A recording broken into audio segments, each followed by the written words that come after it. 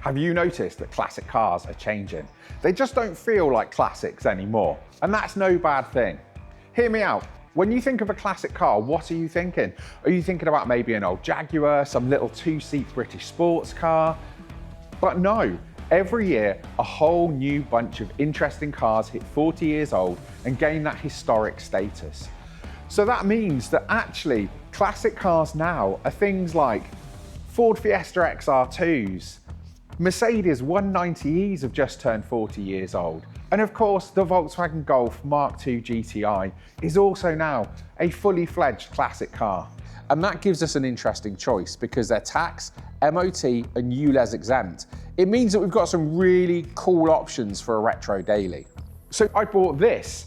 Now, when I bought it, it wasn't tax and MOT exempt, but I knew it was going to be soon. I went out and I bought this, which is the most expensive Mark II that I've ever bought. And on the face of it, it was totally worth it. It's a two-door Jetta. We never got those in the UK. So if you've been with the channel a while, you know that I absolutely love these things. And this isn't the first one that I bought. And secondly, it's in this Nevada beige color, which I really like. I think it stands out and you just don't see it very often because this wasn't a particularly sought after color back in the 80s. So it means that these are very few and far between. And some people will say, Tim, it's because it was a horrible color, it doesn't make it rare. But look, I really like it. And it also came on these iconic BBS split rims.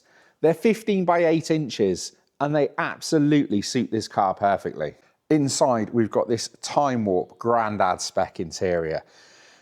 We've got a brown dash, brown carpets, along with these brown houndstooth cloth seats. They're a bit grubby, but with a clean, they should come up really nicely. But let's not get all misty-eyed about this car. It looks amazing, but unfortunately that's where it ends because it drives terribly. Yet when I bought it, it was a running and driving car. It had a fresh 12 months MOT on it. So I thought I was buying a good car I could get in and just drive daily. So I had no problem paying good money for this car because I thought I was going to get some use out of it. But it's been sat here in the barn for probably 18 months. So I didn't really drive it for very long, did I? Bearing in mind, I just spent more money on this than I had on any other Mark II. Come to think of it, possibly any other car that I've ever bought. I mean, that says something about me, doesn't it? But anyway, I was really desperate to get this running right so I could use it. So I thought, well, let's just do some basic maintenance. So we changed the dizzy cap, the rotor arm, the HT leads, the spark plugs. I even replaced the coil as well because that was all corroded and looking nasty. So swapped out all of that. And in fact, it did run a little bit better. So I thought, yeah, do you know what? I can actually take this to a couple of shows, get out and about in it and enjoy it for what it is. But unfortunately, the more I drove it, the more it misfired. So on further inspection, it turned out it was a faulty injector. So I bought another injector and yeah, it ran a lot better. It still wasn't perfect because of this injection system here, but it was so much better. So again, I just drove it and enjoyed it for about a week. And then the fuel accumulator underneath the car just started leaking, spraying petrol everywhere. And at that point, it was game over. I was heartbroken. I was fed up and I thought, you know what? I'm not mentally ready to deal with this. So I put it back in the barn, hid my failures, and that's where it sat for the last 18 months. But today, I'm gonna do something about it. We're gonna take this 1.8 8-valve K-Jet powered engine out. And over the next couple of videos, we're gonna completely transform it with the engine that this car deserves. But that does mean I've got to take the most expensive Mark II that I've ever bought and completely strip it down to pretty much a bare shell. But the thought kind of terrifies me a little bit. So before I get started stripping this down to a shell, let's have one last look and appreciate how good this looks. And then we can think how good this is going to be when it's got an engine in it that's nearly 3 times as powerful as the factory setup. Once I start this, there's no going back. I cannot afford for this to be an abandoned project. So we've got to get this done in the next month. Otherwise, this could be a massive, massive financial mistake. And that just can't happen. Not with this car. So the plan of attack is this. We're going to start by taking the front panel off, the cross member down there, the radiator out. And then with that done, we're going to unbolt the ancillaries and the injection system. And then we can get the engine crane on, and with the hubs undone, we can pull the drive shafts out of the hubs and then we can just unbolt the engine from its mounts and pull it all forward. It's actually not that bad a job to do. I did it on a live stream once. It didn't go that well, but even then it only took me about 3.5 hours to do it. So on a good day, we should be able to get this done in just under 2 hours. And with that being said, it's time to wrap up because it's cold up the barn. Unfortunately, we don't have the budget to go and fly halfway around the world to find some cars in the sunshine to work on. No, unfortunately, we're doing all of this on a budget, in a barn, in the rain and the cold. And at the moment, it's about 3 degrees outside. You've probably seen the steam on my breath at some point at the start of this video because it is not warm. So jacket on, gloves on, because my hands are freezing already. And with the gloves on, it's time to get started. We're going to take the grill off to start with. And oh God, again, for the most expensive car that I've ever bought, yeah, you got to see this. As you can see, it's held on with nothing more than a pair of cable ties. So looking at it, that clip's broken, that clip's broken, that clip's broken. I mean, you get the idea. That is pretty much fit for the bin, but we can save the metal stripe off the front and this badge because I don't know if you can see the writing there. It's genuine. And when I went to buy one of those for my grey Jetta coupe, it was really expensive. So we should be able to pick up another grille pretty cheap and just swap those bits across. So the first thing we want to do is get this car jacked up and on some axle stands. With it up, we need to drain the fluid out of the radiator because we're going to be taking it off. So let's hopefully get most of this in the bowl. With the fluid drained, it's time to get this front bumper off because then that gives us access to all the bolts for the front panel and then we can just get it out of the way nice and quick. So we've got, I think, if memory serves, it's been a little while since I've taken one of these apart. We've got bolt here, which is behind this little plastic cover, plastic grommet thing here. There we go. And then I think there's one up behind here as well. Yeah, I can feel it there. Cable ties and hose clips don't count. So that's it. That's the first bolt out of the Jetta. Let's get on and do the other one, and away we go. With those two 18s out this side, just got to repeat the process that side, and this whole bumper is out the way. So the front bumper should have come off, but it looks like somewhere in the past, this front end's been off. And I think, I've seen some pictures of this car online with a Golf front end with the round lights, and they've obviously gone back to the Jetta lights. But what they've done is they've pinched the indicator cable underneath the front panel. So the bumper should have slid off, but obviously that wire's caught. So I'm just gonna undo that 10mm and we'll get this bumper out of the way. To make this job easier when you put it back together, the best thing you can do is get a bunch of sandwich bags and label up what you're gonna put in each one. So as you take it off, put it in a bag, put a label on it, and then you know where all the bolts are, and obviously, more importantly, you'll know where they go back. Great thing about Mark IIs is that the front end comes completely off, so you can just remove the engine really simply. So it means removing all the pipes from the cooling system, taking the lower valance off, getting this front panel off, radiator out, and we're good to go. With the front panel and the radiator out of the way, you can see what we're working with, and it's really not that complicated to get these engines out. So we're going to need to disconnect the loom because obviously all of this is still attached. We've got a couple of the bypassed heater matrix pipes, so we've got to deal with those. So looking at this, obviously we've got the front engine mount here, so we're not going to take this cross member off yet. We've got the gearbox mount just under there, and then we've got the engine mount down there. And then all of this should come straight out. Obviously we've got the drive shafts that we've got to unbolt as well, but I think I might just take those out on the box and then just gun them out when it's all on the floor. It's probably easier and quicker to do it that way.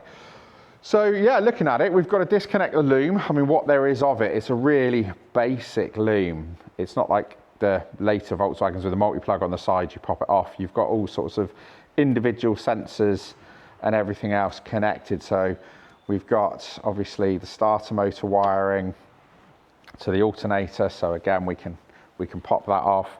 And we've got to get this injection system out of the way as best we can.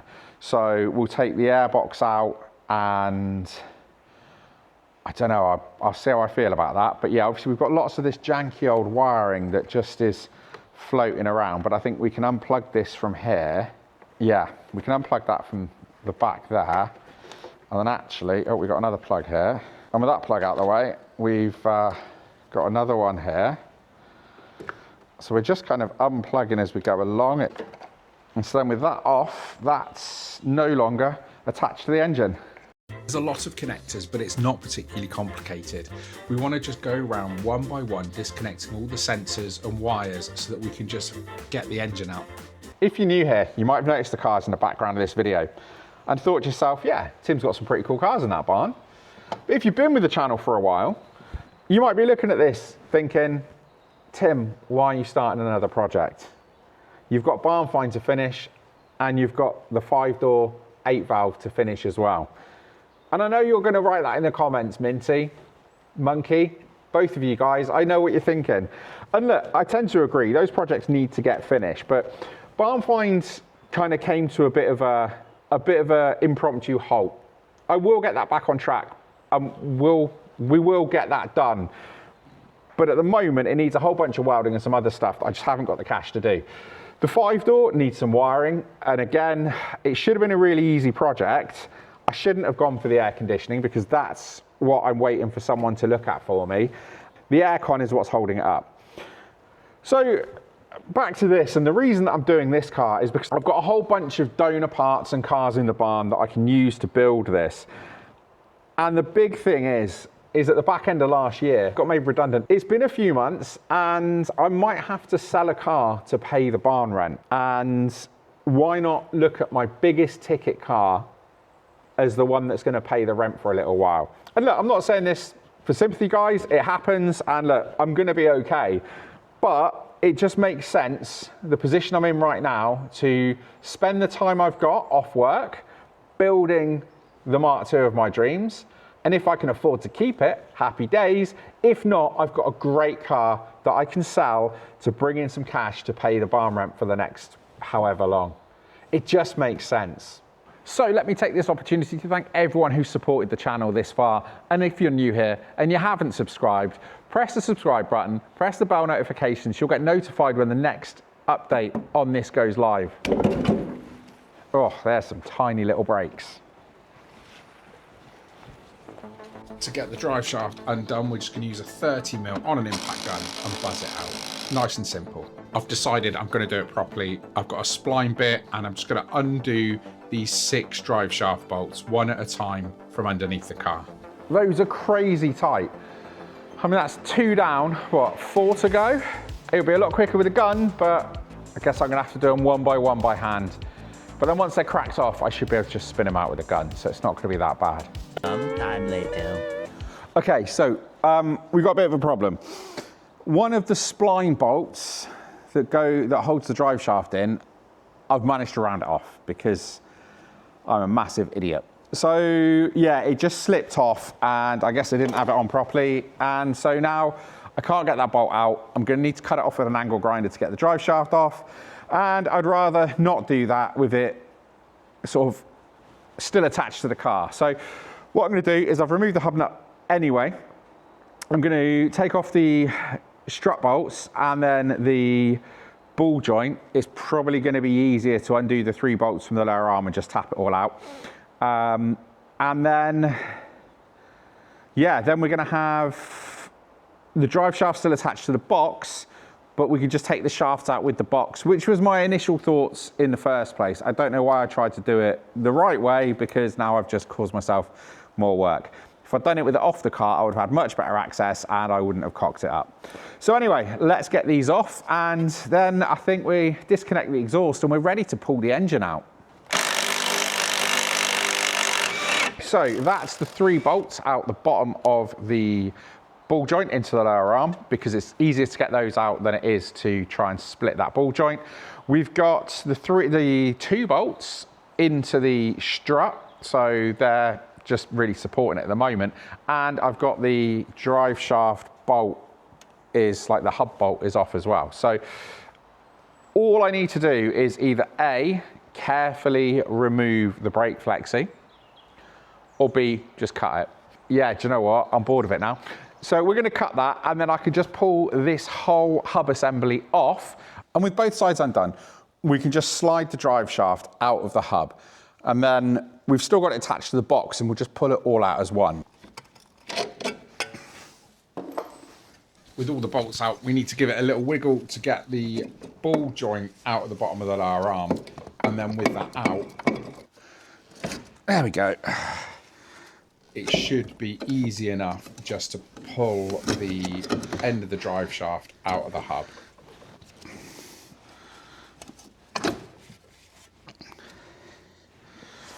So with the drive shafts released from the hubs, we've got 3 engine mounts that we need to tackle. We've got the front mount, which is just down there. We've got the gearbox mount in that corner. And just down here, we've got the rear engine mount. Now it's held on by 3 bolts on the top, or there's 2 that go in the bottom. I don't know if there's a right or wrong way to do it, but my preference is to go in from the top and take those 3 out. So to do that, it means I'm gonna have to remove this plastic intake pipe to get access down the back of the engine. So we've got the engine mount bolts removed. We're now just resting on that front cross member. So what we need to do is get the crane, get that attached to the engine block to take the weight, and then we can remove this cross member. So we've got just a couple of bolts this side and that side.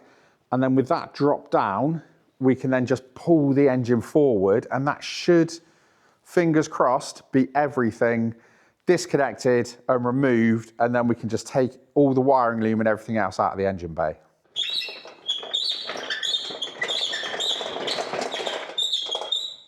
With a final check to make sure I've disconnected everything, like the speedo cable, which I've forgotten, we've got the crane in place, the straps on the engine, and we can remove this cross member with the front engine mount on, and we're good to go. Sam popped in just as I was taking the engine out to give me a hand. Thanks, Sam. And there it is with the engine out. What have I done? I mean, look, here we go. So this is the aftermath. And looking at it, we've got a little bit of like surface rust there. We'll have a proper look at that later, but that's going to need addressing. Probably just flatten it back and a bit of paint. So not the end of the world, but again, it's good to address it now. Looking at it, we've got to take everything out. So all of this is coming out, the headlight loom, this is coming out. So yeah, basically we need to strip this back to a completely bare engine bay. So that's the engine and gearbox out. And while I'm sitting here where the engine used to be, little bit of me can't help but feel, what have I done? Surely I could have just replaced the fuel accumulator, sorted out that janky injection system with some original stuff, which I could have got off Mark II spares with absolutely no fuss and no drama, and put this car back on the road. But where's the fun in that? So what's next? I've got a couple of options. Well, I had a couple of options, but I think I've already made up my mind. As you know, in the barn, I've got quite a few cars. So let's see what the options were, and then you can let me know if you think I've made the right choice. Round in the dark side of the barn, there's a car that was a strong contender for the engine swap for this. It would be nice and simple. It would give it, 160, maybe 170 horsepower with an exhaust and a bit of a tune. So nothing outrageous, but it's a tried and tested swap. And it does make a Mark II a really drivable car. So back here, we've got a donor car that we could have used. And I like using donor cars because it means you've pretty much got 95% of the parts there already. So it means it's really, really easy to get the swap done. So if we have a look under here, under the bonnet of this Seat Cordoba, we've got a 2-litre 16-valve ABF engine.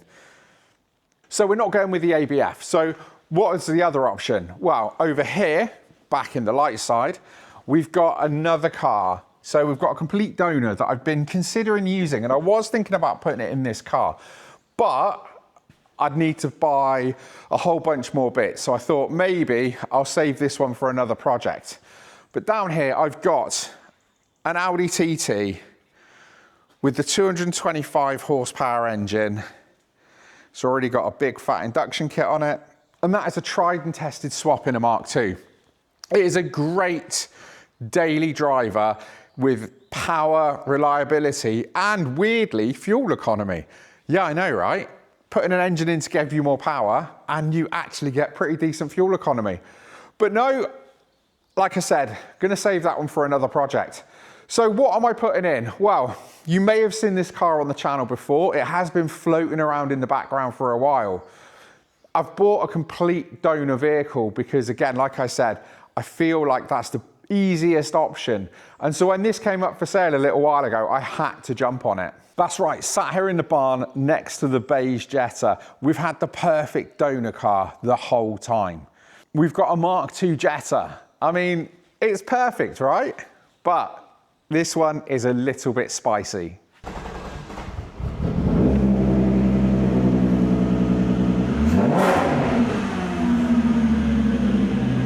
That's right, because under the bonnet, it's no ordinary Mark II Jetta. No, it is in fact already converted. It is a 3.2 V6 that you'd find in a Golf R32. And I thought this is perfect to put into our little Jetta over there. What do you think?